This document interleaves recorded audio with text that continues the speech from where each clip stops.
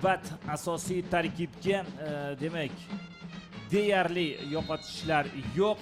Hakam hushtakini chaldi. Uchrashuv boshlandi.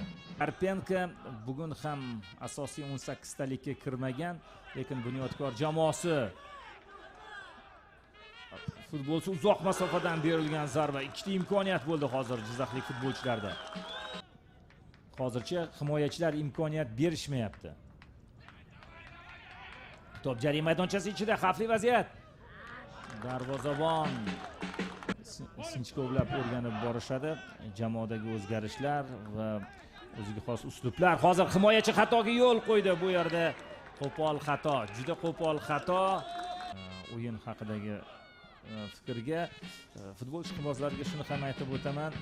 24-avgust kuni hozir imkoniyat berishmayapti. Zarba, darvozabon. Top jarima maydonchasi ichida. Hasanov to'pni yetkazib berishga harakat qildi. Muzaffarov zarba. Shorahmedov.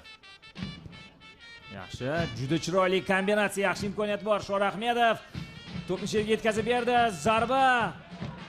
Ajoyib kombinatsiya. Juda ham chiroyli hujum. Azimov. Xavfli vaziyat. Qanday imkoniyat. Yetkazib berdi. Va hozir Shorahmedov oldiga qarab boryapti. Shomurodov. Markaz yaxshi imkoniyat bor. To'p o'tib ketdi, zarba.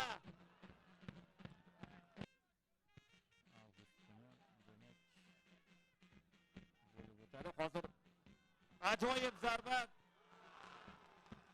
To'p darvoza ustuniga 0 va endi ikkinchi bo'lim boshlanish arafasida. Demak, ikkinchi bo'lim boshlandi. Birinchi bo'lim xususida nimalarni aytishimiz to'pni kiritib beradi. To'p jarima maydonchasi ichida. Rikoshet holati, bir nechta imkoniyatlar, zarba. Gol! Shahzodbek Nurmatov. Keling ko'ramiz. To'p yetkazib berildi. Mana birinchi, ikkinchi rikoshet. Yana qarang. Qayerga tepishyapti to'pni himoyachilar? To'ppa to'g'ri raqibga. Mana shu yerning o'zida to'p qaytarilishi kerak edi. Qarang. Noto'g'ri. Albatta bu yerda noto'g'ri harakatlar. Jamshid Hasanov. Mana qarang. Raqib tomonga emas, aksincha. To'p jarima maydonchasi ichida. Zarba va darvozabon to'pni egallab oldi. Zarba bersa bo'ladi, zarba.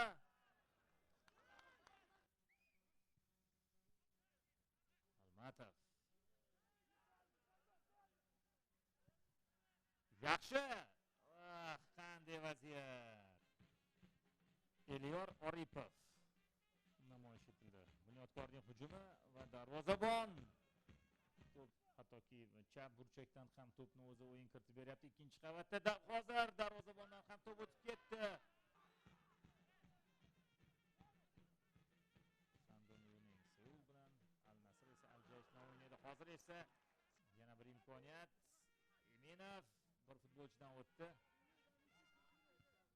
To'p jarima maydonchasi ichida yana qaytarildi va aynan shu pallada uchrashuv hakami Ahror Rizqullayev uchrashuv yakunlanganligini bildiruvchi hushtakini chaldi. Bunyodkor katta qiyinchilik bilan So'g'diyonani mag'lubiyatga uchratmoqda. 1-0 Bunyodkorning g'alabasi. 52-daqiqada Shahzodbek Nurmatov raqib darvozasiga to'p kiritdi va mana shu gol o'yin taqdirini hal qildi. Translyatsiya rejissyori Jamoliddin Bobojonov uchrashuvni Murod Rizayev sharhlab bordi. Keyingi o'yinlarda ko'rishguncha xayr, sog' va salomat bo'linglar.